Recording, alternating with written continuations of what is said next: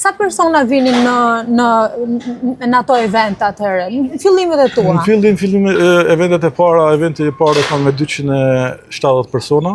Po? Eventi i dytë. Sa presim sot? Po minimum 1400 deri 2200. Wow. Francezët do thonin në chapon. Të ish kapele. Është punë shumë e vështirë dhe mbi të gjitha vendin ku ti sot i bën partit është Nacht Residence, është një nga diskotekat më të mëdha edhe më luksoze, më ekskluzive në Europë. Është shumë e vërtet.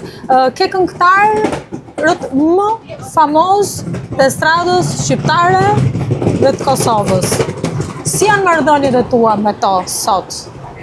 Në mënyrë profesionale, ama është arsyeja se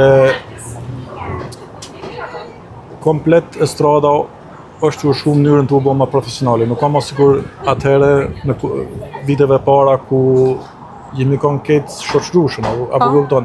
Tash atëherë menaxhera nuk ka pas, ku menaxheri udhëhec. Tani apo kupton. Sot keni më tepër kontakt me menaxher se sa me këngëtarët vetë. Po.